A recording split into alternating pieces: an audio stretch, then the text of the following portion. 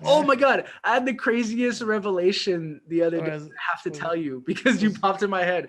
I was talking to my girlfriend, Wedita, right? I was talking to my girlfriend and I was like saying something. And as I was saying it, I was like, is that just an old wives' tale? And then I was like, oh shit. Buy-saw facts are just old wives' tales. That's all it is, right? Wake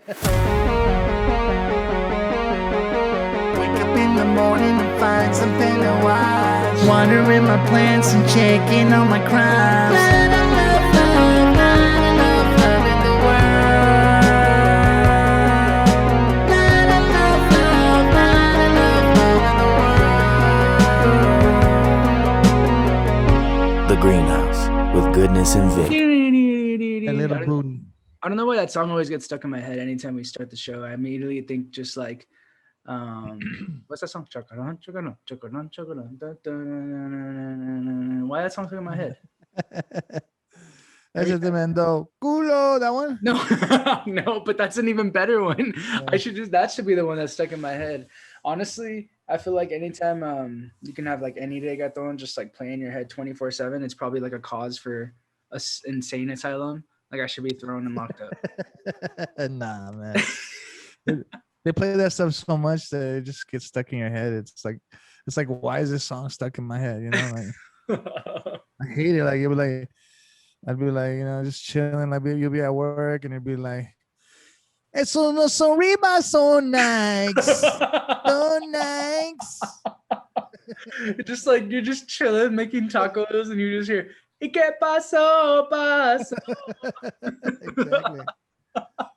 It just gets stuck in your head, you know, and then you're like, It's always the super poppy songs, and you know that they've worked out the equation for how it mentally just gets stuck in your head. You know, I mean, payola exists for a reason. You know what I mean? Yeah. It's true. You know what I mean? It's like everybody wants to know that payola exists. Every radio 3 times an hour, please. Exactly. They slip you you know, back in the day, they would give you like the vinyl with like a envelope of cash under or something. What do they do now? They Venmo. I mean, no disrespect to T-Pain, but like, you know, I'm sprung, you know, like all that shit. Like, dude, you're working out, you hear that shit like 4 times while you're working out. So true. Planet Fitness on deck, got the T-Pain soundtrack license. Yeah. And you're like, dude, this song's so. I mean, he's actually probably like they say he's a really good singer, but the fact that at that time when he was using auto-tune, everybody was like, "This sounds horrible." Like anybody that was like a real musician, or like, you know what I mean, like anybody that like really like paid attention to like, you know, like singing, you know, like they were like, "Whoa, this is horrible."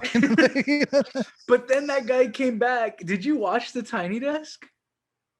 Oh, no, he has his own Tiny Desk. He kills it or what? I am gonna send you this link, and after we're done shooting today, I want you to watch it and just realize that the whole time T-Pain has some pipes, man.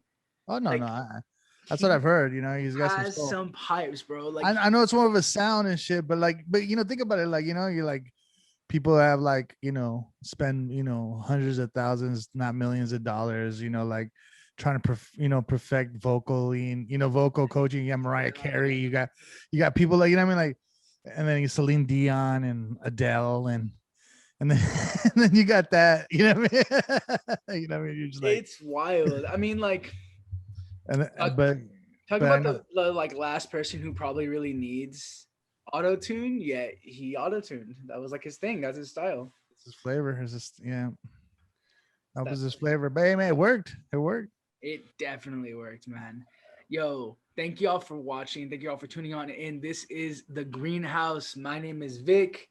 I'm the Goodness. You know that. You know how this goes. Every week we come at you with some of the best up and coming emerging raw talent. All these people's got the chance to come through. We got to share some amazing space with them. Man, some sick ones today. For real. And like different, you know, I mean, we probably say this every week, and I still mean it. I don't give a fuck. Dude, we got some really dope. Like, where did all these great artists come from? Fire. Like, yeah, like, you know what I mean? Like, apparently they all came from Pomona. Exactly. Yeah, it's a P-Town. P-Town represent. No, but on the real, I mean, all these people grace the fucking doors of Water the Plant Studios. I mean, we it's always just such an honor to be able to like see the masterminds of artists that we work with that are all across the spectrum of genre and sound and style. I mean, it's exciting. It's exciting for me. I know it's exciting for Goodness. It's yeah, man, this is great. This is talent, abundance of talent coming through the Water the Plant studio, and then we get to share it with you. And like we always say, your next favorite artist is you're gonna spot him right here on WTP.org. Right here. Be sure to stay on tune because we got interviews and performances coming up with Luis Daniel Hernandez, who does a performance of Amor, and then BREATHERRR, who does a performance of MERLOT. Interviews, performances, and then at the end we're going to talk about growing up Catholic. We're going to talk about because a lot of Latinos are Catholics, not all Latinos, a lot of Mexicans are Catholics, and I feel like it's a very specific experience, a very interesting experience, and I think it's something that both Goodness and I can talk about. My mom was a catechism teacher. You know what I'm saying? I didn't know that. Exactly. So it was real. It was real. Real. You know what I'm saying? It was real. And I got a ton of stories about that. So we're going to talk more about that after we do these interviews and performances. But until then, stay on tune, y'all. Keep watching. We got some more coming up. Let's go. Hey, what's up, guys? My name is Luis Daniel Hernandez. I'm from San Jose, California. I'll be performing a song called Amor that you guys can find on all digital platforms, Apple Music, Spotify, YouTube. Also, you guys can find me on social media, Instagram, Luis Daniel Hernandez, Facebook, Luis Daniel Hernandez, all together. Thank you, guys.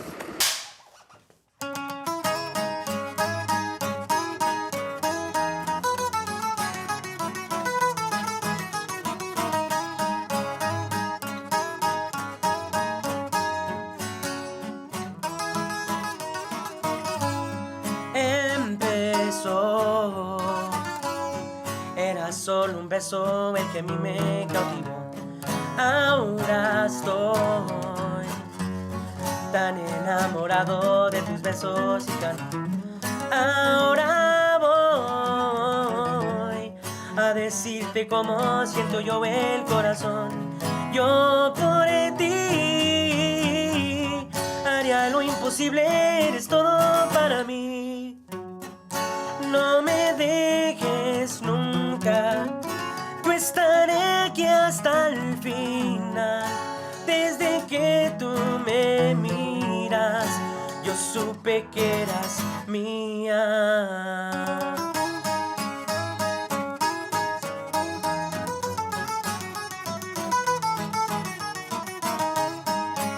Eso es amor. Adiós.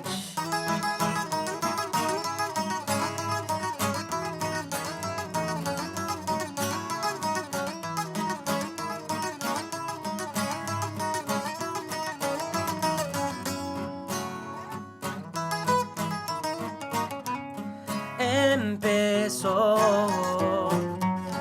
era solo un beso el que a mí me cautivó. Ahora estoy tan enamorado de tus besos y calor. Ahora voy a decirte cómo siento yo el corazón. Yo por ti haría lo imposible, eres todo para mí. No me dejes nunca, yo estaré aquí hasta el final. Desde que tú me miras, yo supe que eras mía. Supe que eras mía. Eso, chiquita.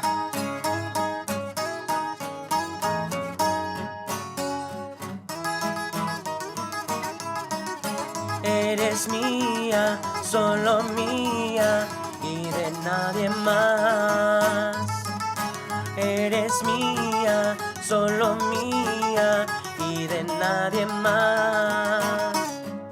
Y esto es amor, y esto es amor, y esto es amor. Y esto es amor, esto es amor, Esto es amor.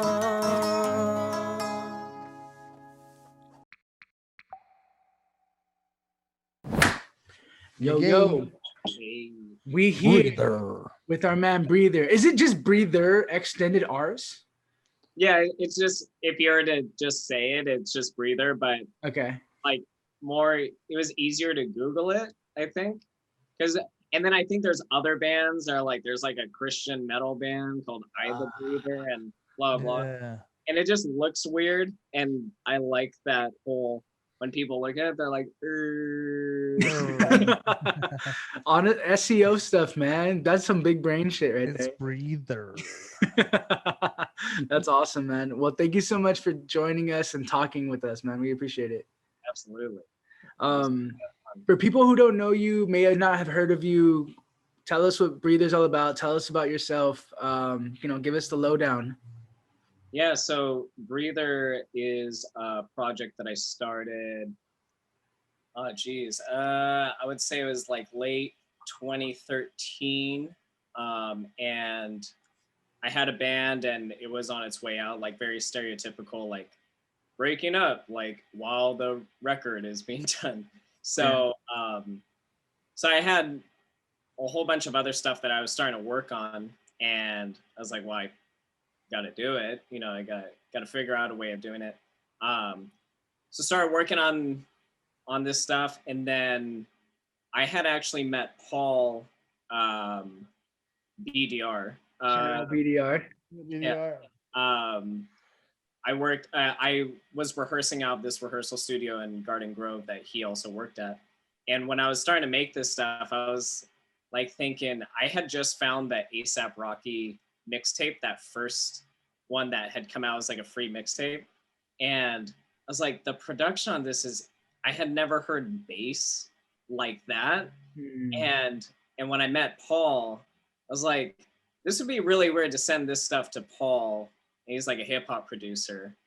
And sort of that relationship started, and it started what ended up me trying to get the loudest possible stuff because I was so used to a band. That ended up becoming like the Breather sound. So like the drums being very industrial and this and that. That was mostly me just like, how do I get it so it feels like it's in my chest? And so from that, it kind of progressed into what it is now. And so I'm no longer a solo act. I now have like a full band. And it's definitely, I would say it's gone on to like a more industrial thing.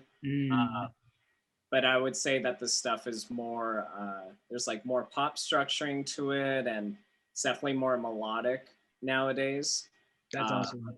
Yeah. So yeah, it's always weird to describe your band, but I think it's kind of like an industrial, like new wave sort of band.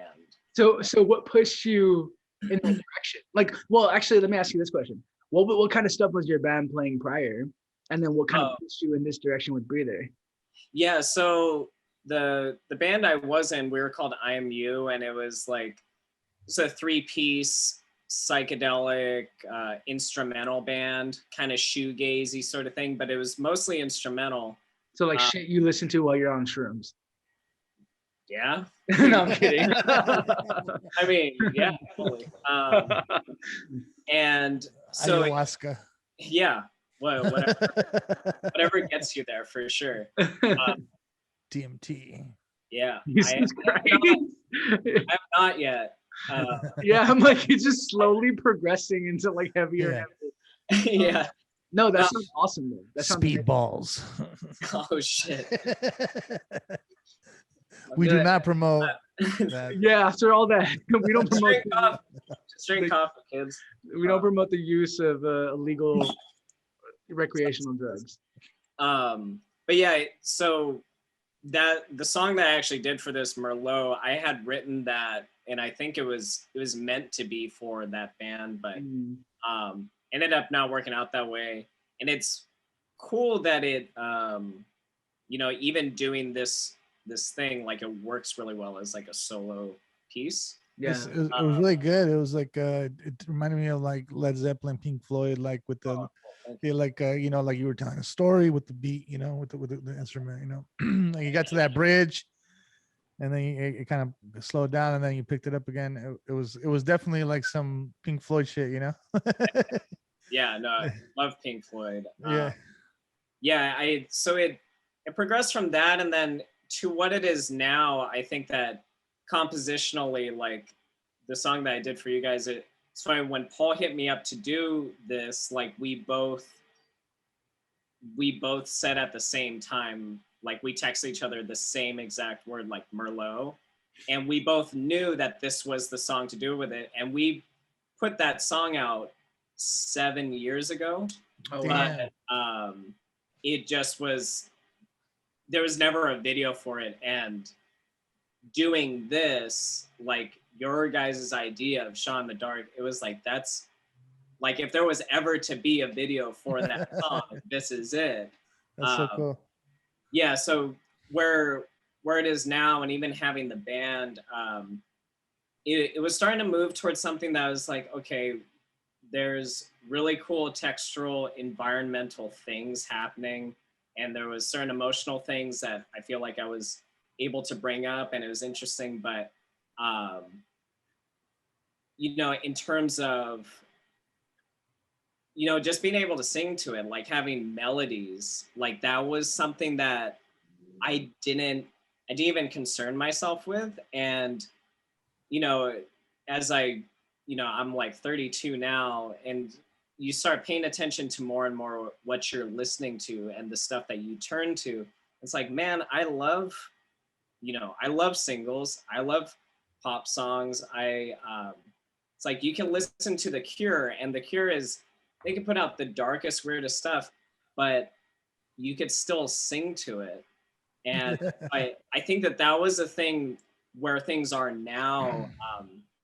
You know, even this performance it's kind of a send off to like that chapter in Breather, where it was this solo guy playing guitar. Like my live performance was me with a guitar and singing, and I would either have a Roland 404 sampler, like nice. Doing all my backtracks, or Ableton just running on a laptop. Oh, wow. And, you know, but it's like this heavy music, so it just didn't translate. It wasn't getting to where I think it needed to be.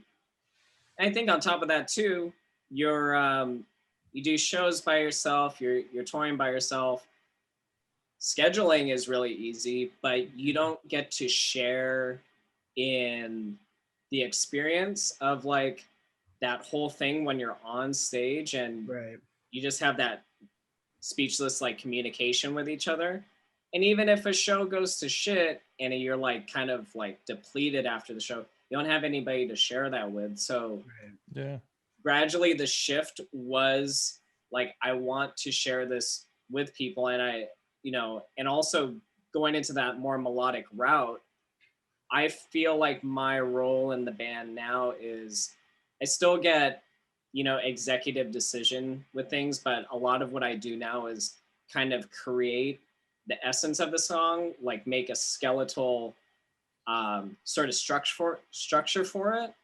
And it kind of, it's really about creating an environment for moments and like, not to be like hippie, but like magic to happen from the other members. No, so a lot of it is, yeah, it's a lot of getting out of the way. And that's something that I've had to like figure out over time. Like what is it that the song needs? Not necessarily was my ego telling me like I have to have control over all of this, but you know, like some of the coolest stuff that happens is like completely accidental. Right. That makes sense. That makes total sense. Cause it's like the synchronicity of having a band is so substantially different, and like both the process of creating music, but also like you mentioned performing, right? Yeah. It's just such a different dynamic. So, and it sounds like with where you're trying to go with Breather and like what you're trying to do, and for everyone watching, like you'll see this stripped down performance coming up next.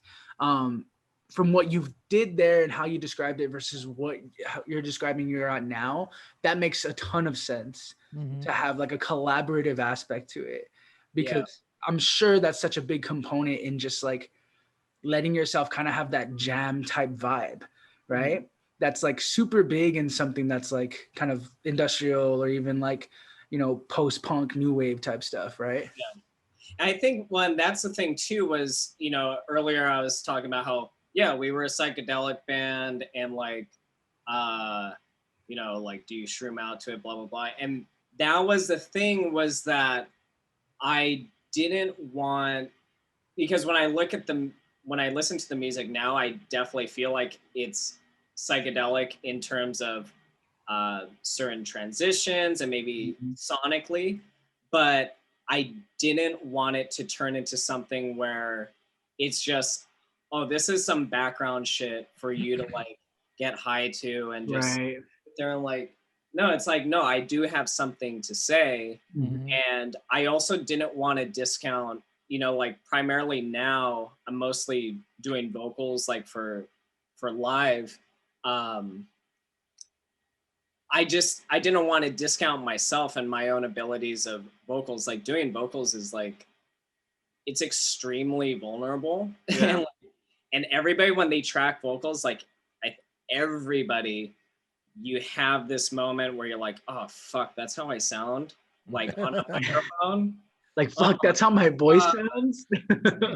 And you're like, you know, and like even tracking vocals, it's, you know, like, no, I'm gonna do that by myself on my day off when nobody's home. Like, so I think that like this whole transition was not only to like, it would to be more melodic and to possibly create more of a connection with the listener, but it's also to be more vulnerable and to be uncomfortable and to like hand off guitar duty, hand off drum duty. Like even BDR, he did some guitar and production on this newer record that we're about to finish. Awesome. So, yeah, a lot of that was like, what do you hear? And how do we create this world together? You know, it's not me, it's we at this point. That's BDR is the G. He's a master. You know, so I just go in there whenever I do my songs. I sing like crap, but I just get the feeling out and I let him use all the buttons, you know? Absolutely. And I definitely see moving forward, now that I think I'm a little more comfortable, I would like it if somebody facilitated that. Yeah. And because that is like a pain in the ass. Like you're trying to do your thing and then you're recording and then you're like, oh, that sucked. And then you go back and forth and then you're so in it that you have no idea of whether it sounds good, like at all. Right. Yeah. So you need like that objective thing. And that's like a big thing about having the band, is like, I have like 4 other people to tell me, yeah, this is working, or no, dog, like. Yeah. It's like a sounding board. You have like, it's an important aspect of like the creative process. Yeah, absolutely. So tell us about Merlot. So you said this song is 7 years old. So what's kind of, you know, without maybe giving people too much away about, you know, the story of the song, like, you know, how did Merlot come to be? What made you realize that this was the song you wanted to do for Shot in the Dark? Yeah, I was thinking about that today. Like, do I even remember how I wrote it or anything like that?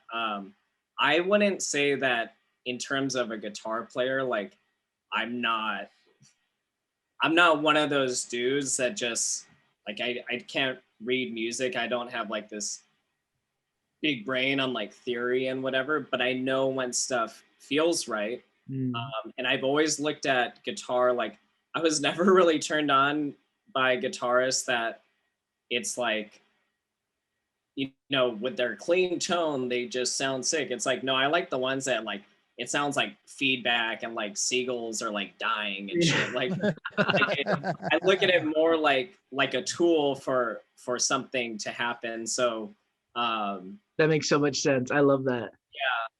Yeah. I think that when I was thinking back to it, I used to watch a show with my mom called So You Think You Could Dance. I don't know if it's still going on, but I would see these like contemporary dancers and just the shit that they would do with their body. And it's like, how can I like mimic that, but like on a guitar? And something that feels like fluid, but also definitely not rigid, but musical, and it could still say something. You know, and you know, some of those riffs, I feel like it just happened. Like I found it, and then one thing kind of led to the next thing, and that was definitely how I wrote before. Was it was kind of like came up with a whole bunch of riffs. It's like, oh, these are kind of talking to each other, and then create this thing. But I do feel like it was one of those like in the moment, you know, over several moments, like this thing just slowly started coming together. And like there's that part in the, I guess you could say the second part or the bridge, building to that like kind of dramatic thing. I'm even when I was doing this performance, there's this arpeggio that I'm doing, and I'm thinking in my head of like a ballerina, like about to do something. And when I do that, it does help to like, okay. And you just like build and let it out. And you know, I'll pick up the guitar and still play the song, and it still puts me in that emotional space. And I feel like, although this song was written this way, and it doesn't sonically sound indicative of like the newer stuff, like emotionally it still resonates the same way. There's still like an aspect of like naivety, maybe taking a chance, dealing with conflict, and like some sort of acceptance. And I feel like that's kind of what this song is about. I think with the Shot in the Dark, doing it that way with like, you know, me with like a spotlight, I definitely remember moments of, you know, years ago when I first made this, and like I'd be like feeling bad for myself and like thinking about a girl or whatever. And I'd play this song to myself and be like, oh, woe is me.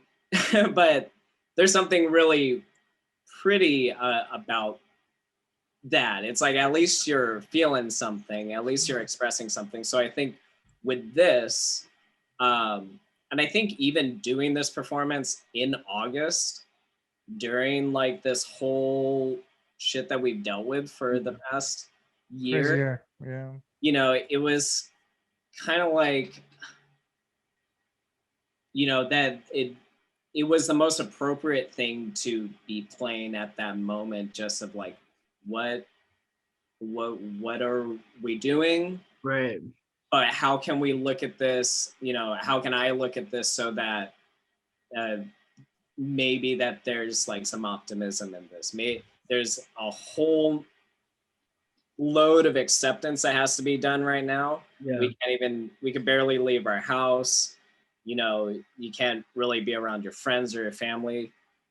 But what can we cull from this that's like, okay, maybe stuff isn't that bad. Look at my situation, like a sense of gratitude and all that. So I feel like that's why this song really worked for me that day. And it also circles back to, I don't mean to cut you out, but it also circles back to you're saying, you know, like there's an art form into trying to be interesting, you know, or not trying to be interesting, but just being interesting at all, you know. Well, it's like approaching the musicality by not just thinking of it in like a musical silo.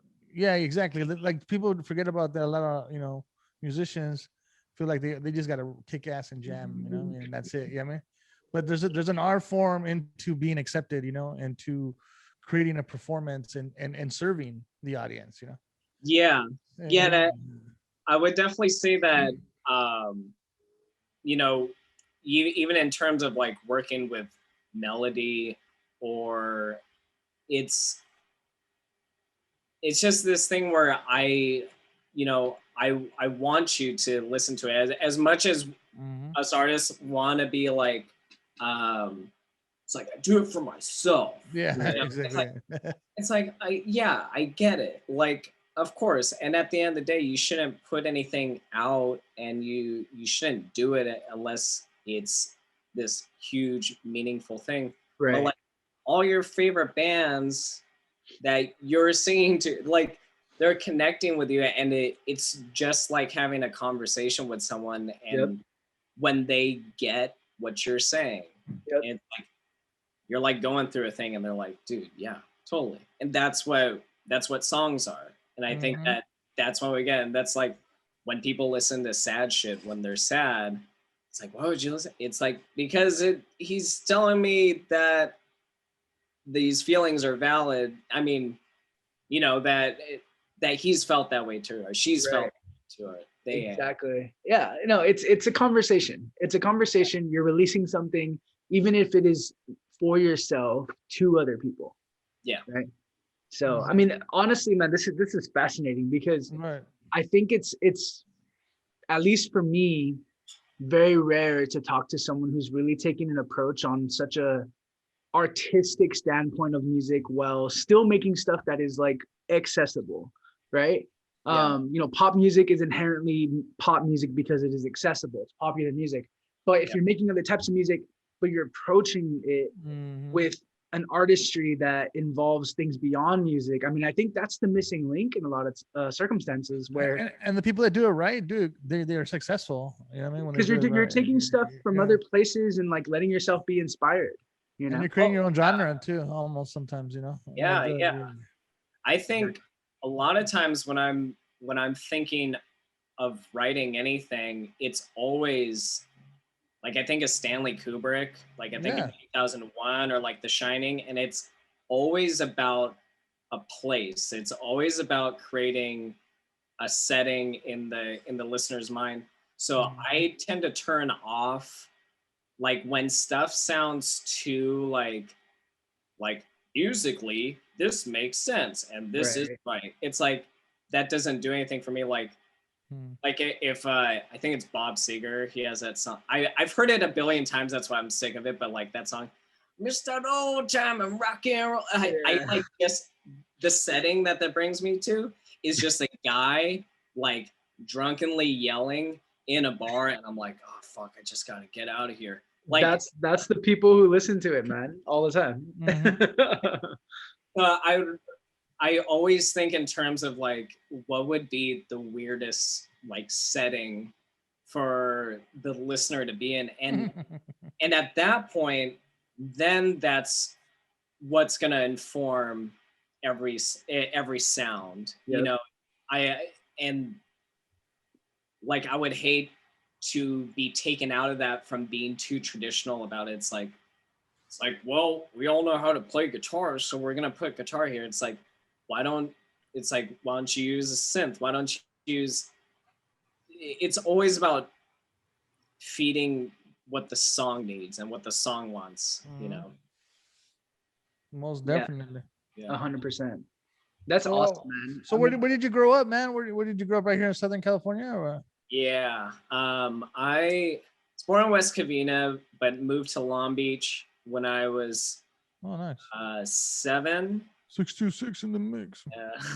Yeah, and then went to high school in Pasadena, and then came back to Long Beach for college, and I'm still in Long Beach now. Nice, dope. It's dope. And so West Covina, and you went to West Covina High School, Bishop, or Pasadena. Oh no, so I went to grade school. I actually went to grade school in Norwalk. Nice.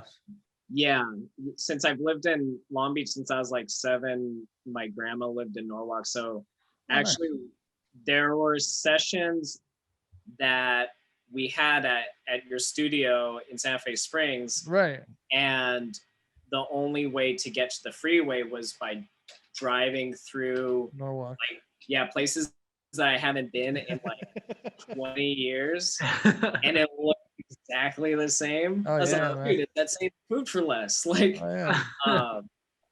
yeah. But yeah, Long Beach has been, that's what's kind of difficult with like my kind of with music that Breather does, is because it's like very industrial, like has electronic elements, this and that. And so we do really well in LA. Like it makes a lot of sense in LA. Right. And Long Beach, it's like very eclectic music scene. Like there's a lot of different genres going Right. on. It's a big art scene.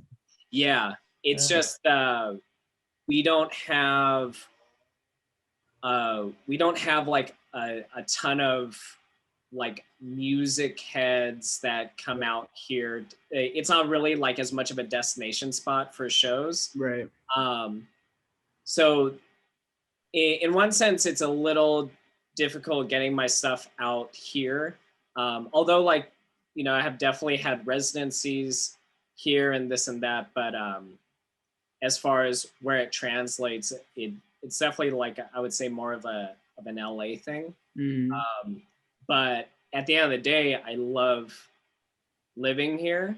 Like it's really quiet. And I'm like looking at the ocean right now. So it definitely helps. Yeah. That's amazing, man. Well, I want to make sure people get a chance to watch the video. So before we jump into it, let us know, where can they find you online? What's coming down the pipeline? What can people look forward to? Let us know. Give us the plugs. For sure. So you go to breatherr.com, BREATHERRR. So it's just Breather with 3 R's at the end. That'll take you to my Bandcamp. You can pick up any of my older records. We released our 3rd record during COVID. So once a month we dropped a single. So put out a record in September. Nice. We're about to finish a 4th record. So we'll see when that gets put out, hopefully sooner than later. But you could stream it. You could stream all of my stuff, Spotify, Bandcamp, Apple Music. I'm all over the place there. Awesome. Hit me up on Instagram. Same thing, Breather. Yeah, I'm around. DM me. Awesome. Thank you so much again, man. We appreciate it. Yeah, thanks for having me. El que respira. The Breather. Yo, we got Merlot by Breather coming up next on Shot in the Dark right here. Check it out now.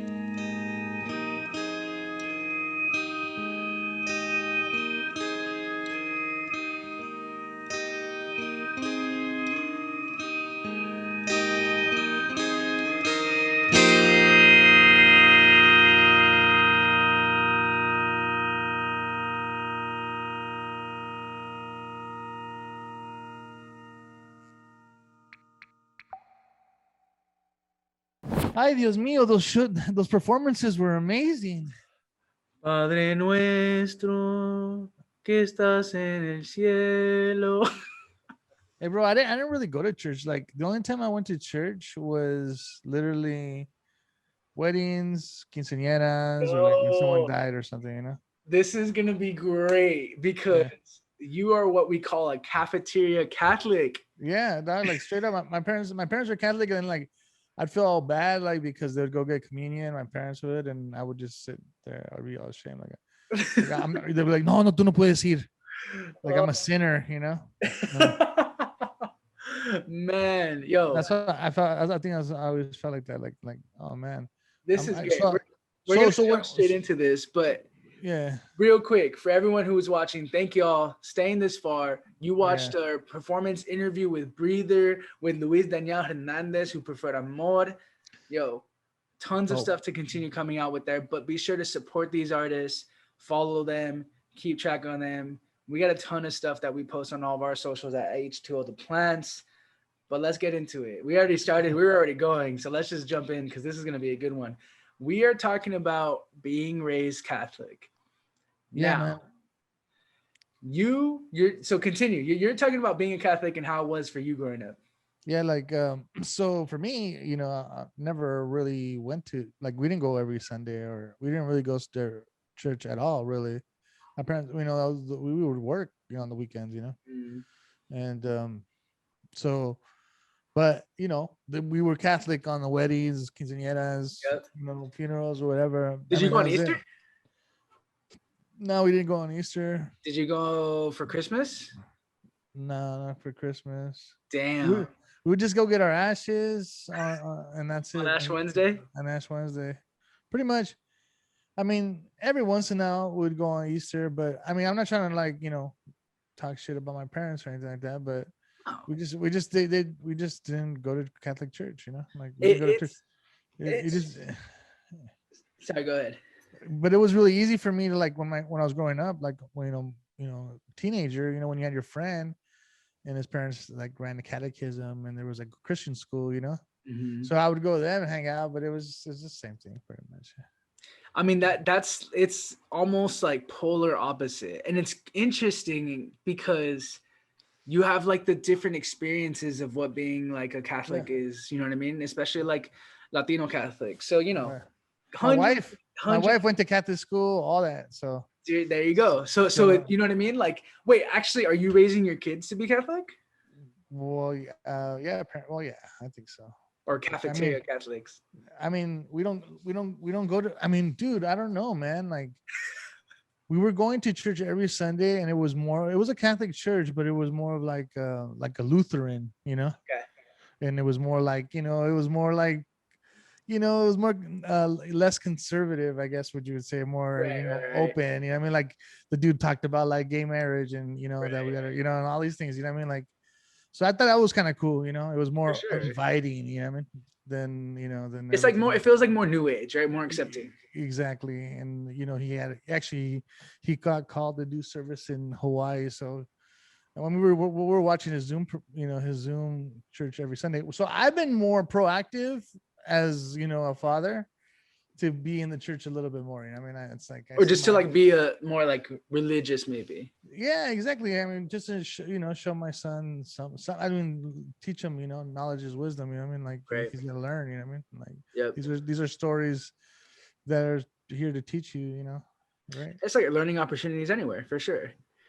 But I mean, I think it's, you know, like I said, those are there's like two experiences I hear about. You were altar boy and everything like that, or what? No, I wasn't an altar boy, but I was in the choir. I was in the choir. Oh, nice. I actually played guitar and did sound in the choir. I can see it. I can see it. So here's Jufro. Yep. So here's how it was for me growing up. So my pops wasn't super religious at first. Right. Very similar, you know, like the family went for the major holidays, you know, for weddings and funerals and stuff like that, right? baptisms, right, etc. Right. My mom, on the other hand, was pretty hardcore Catholic. Like, and as we got older, she only got more into the church. Right. So I went to catechism and confirmation at this one church in La Puente, across the street from Bassett, and Oh yeah. St. Louis of France, and Yeah. she taught catechism there. And I remember, dude, because I was a little shithead who thought he was so smart. You know, I was like, I want to explore religions. I want to understand, which I did. I was curious, you know, like, why just this? Why just Catholicism? You know, there's Buddhism. There's right. You start questioning everything. And I started doing it when I was young because the religion was very heavily pushed on me, and I was very, very hesitant. Not even because I was like lazy or didn't like church or whatever. Church was obviously boring, but like, because you were fucking punk rock, bro. Yeah. Well, so here's what happened. Fun story time. There was this kid who I went to high school with who was also in confirmation, or I don't remember what it was, one of them. Yeah. And him and I were talking, and, you know, I'm like just talking and like going on one of my rants about shit that I still do to this day. And, you know, was like passionately talking about like hell and Satan and Jesus and religion, and just was not even just like hell, Satan, but like, yo, like the dichotomy and the dynamic and blah, blah, blah, blah, just like being a little fucking know-it-all, you know what I mean? Just talking about shit and like asking all these questions and stuff. And I didn't realize this cat was hella religious. Right. So he goes and tells my mom that I'm a Satan worshiper. Nice. He tells my mom. Oh shit, that's like the worst thing you can tell, mom. Bro. She's like, she's like taking you to go get Olympia and shit. Like, dude, my mom was how many eggs did they crack over your head or whatever? Fucking Olympia with the egg, dude.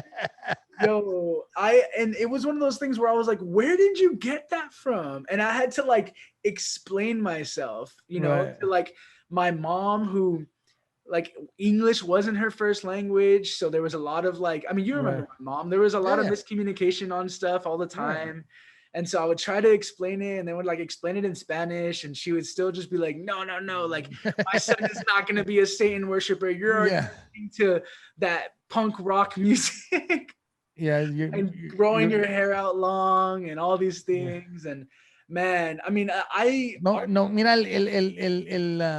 el Victor nomás anda nomás con sus blue jeans negros siempre. Exactly. Why blue jeans negros? Why are they blue jeans but they're in black? Exactly. That was me.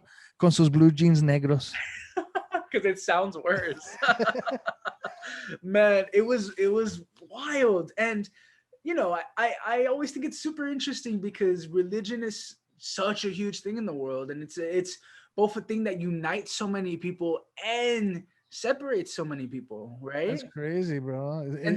It's definitely like, you know, it's definitely a Spanish thing, you know, influence, right? Colonialism is real, bro. That's why us and our Filipino brethren out here have, you know, it's all the same sometimes. Right. Am I tripping or am I not tripping though? When you start questioning all that stuff, like you're like, whoa, wait a minute, then. Yeah. Like, you know, this comes from Spain, and then before, you know, when you start listening, you know, you start learning about the missions and stuff like that. Yeah, and just you're like, whoa, what's going on here? You know what I mean? Yeah, like you start to feel that it's not right. And you know, I got that feeling when I was very young, and I think it was because it was very heavily forced on me, you know. And after a while, like, we figured it out. You know, I compromised. I wasn't gonna get confirmed because I was like, I you know, for those who don't know, it's like you get confirmed in the Catholic religion, and you can only get married within the Catholic Church if you get confirmed, and all this stuff that I didn't really care about, but my mom really did. And so I was like, I will compromise with you if you allow me to continue to like learn and understand these other religions without thinking that I'm like a freaking the devil. Exactly. Well, I think you know, it's human nature to kind of like keep one toe in the light and, you know, the other half of your foot in the darkness, because, you know, it's fun. Like, well, you know, I think of my family. Like, why not experience both sides a little bit to understand them? Well, no, I think of my family. I'm thinking like, yo, they were just enough religious, you know, just enough. You know what I mean? Because I mean, you know, they were party. You know, we'll party, whatever. You know what I mean? You know, drink. You know, do all those kinds of things. You know, and And then you know, but then be supposedly be religious, so it's kind of like you're like, Yeah. all right. So it's kind of like it's either like, I think, kind of, I think if you go in too far, then you have to be conformed to be perfect or something. I think people are afraid of that, Yeah. or being a 100%. party pooper, you know what I mean? Yeah, 100%. Because there's the connotation that comes with that, right? Right. And at the end of the day, Here comes fucking Buzzkill, fucking Bible thumper here, you know what I mean? Like, at the end, for real, at the end of the day, I still know and I'm friends with a lot of people who are really religious. I don't really consider myself very religious. I definitely think I'm more of like a spiritual person. right. Whatever that means. I feel like a lot of people say that, right? But it was so interesting because it very much influences so many different aspects of growing up, right? We're spiritual people having human experiences. Exactly. And I then like the way that sounds. It sounds and, nice. and we can't take ourselves so serious, you know what I mean? Yeah. I think we just got to live our life and explain, explore, like, I've just never been a fan of very stuffy situations. I don't like when things feel like not even inadvertently, but explicitly stuffy. Like it's supposed to be a super formal surroundings, not because it necessarily is, but it has to be. And that I've always affiliated that with tradition, and tradition is very heavy in the Catholic Church, and I'm very like, because that's your punk rock side, and that's my hip hop side, where it's like, yeah, I'm gonna sag my pants a little bit. I'm gonna fuck things up a little bit. My laces are gonna be, fucking, not tied up all the way, Just chill. It's like a rebellious lifestyle, but it's not just out of being rebellious. It's out of understanding that there's so much more to life than what we see, right? And that's how I've always felt. That's how I've always felt about it. So, RIP to the moms. I always try to be like not too much of an asshole about it with her, but I was definitely a dick about it. So, I thought it was actually cool, when like baseball players would, do the, like before they bat, or just like the boxers, like they go in the corner and they kneel and they do the thing and they get up. I thought, I was like, man, that's pretty honorable. It sounds like an honorable thing to do. You know what I mean? Like, until you see like Tim Tebow do it, and then you want to punt him in the face. Yo, Tebow, man. It's true. Am I wrong? Imagine that. Don't remember that? Am I wrong? That was the coolest religious guy ever. Did he ever fall off? Like, that's the thing, is like when you're super religious like that, and you're like, people are just waiting for you to fail.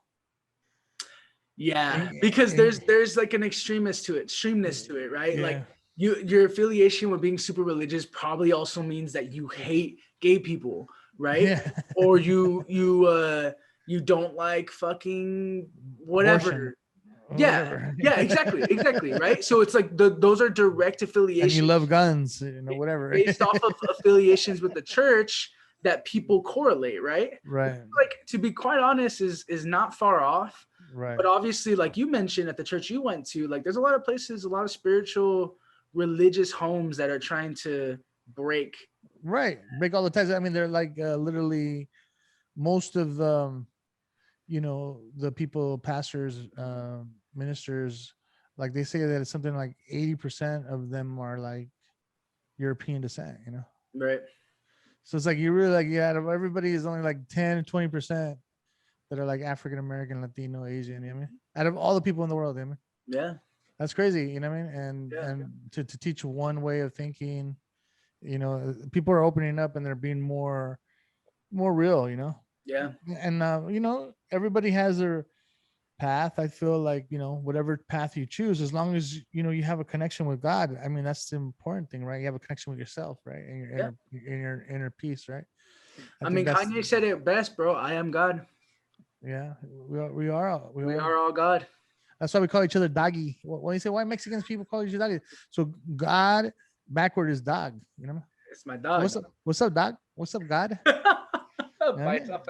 Oh my God, I had the craziest revelation the other day. I have to tell you, because you popped in my head. I was talking to my girlfriend, Wedita, right? I was talking to my girlfriend and I was like saying something. And as I was saying it, I was like, is that just an old wives' tale? And then I was like, oh shit, Paisa facts are just old wives' tales. That's all it is, right? Like, we've spent so much time trying to describe a Paisa fact, and we're like, oh wait, it's literally the Latino version of an old wives' tale. Exactly. Oh man, I don't know why I was just like mind blown. Like, holy shit. Like, try to explain paisa to someone. What does paisa mean? You know, it's just like fucking super Mexican. right? Like, people say paisas are like Mexicans from Mexico and America, but I always just affiliate it with being like super Mexican. Yeah, super Mexican. Like, like even people in Mexico could be super paisa. You know? Exactly. Yeah, like because you got your like uppity bitches, and then you got your paisa bitches. Your fresas. Yeah, right. So I mean, paisa is like another word of saying like fresh off the boat or something like that, right? That's so fucked up, but it's true. Right.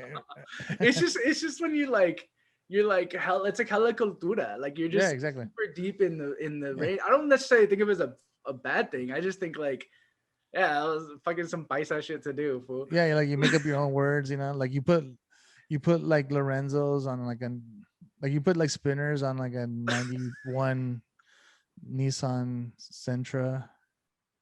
Right? Yeah. That's paisa as fuck. No, you put the little things from AutoZone, the little like vents, the stick-on vents with the 3M tape. It's like, that shit gives you 5 horsepower, fool. Yeah, but it's all a lowered Nissan Sentra with like spinners, but then you'll have like off-road stickers on it. Oh my god! Oh man, we're gonna get canceled, bro. That's paisa as fuck. Or like, I'm ready. You have one more? Or like when you have like the city you grew up with, and like grew up in, like Zacatecas. No, yes, this fool was born in Downey and has a Jalisco sticker on the back of his truck. And he calls it La Mamalona, dude. Yeah, he goes, I'm a chaparrita. Oh my goodness. Yo, I am so glad that I'm not forced to go to church anymore. Nah. Well, man, maybe you should. I think you should. I think this fool needs to go to church. Nah, but yo, I gotta get right with the Lord. Yeah, exactly. Satan behind him. Behind him, my Satan. Dog just jumped off the couch. Satan behind him. Oh my god. Behind him, Satan. Yo, thank y'all for tuning on in. Thank y'all for watching the Greenhouse. Thank y'all for sticking with us as always. My name is Vic. I'm the goodness. We'll catch y'all next week. Persínate y vaya con Dios.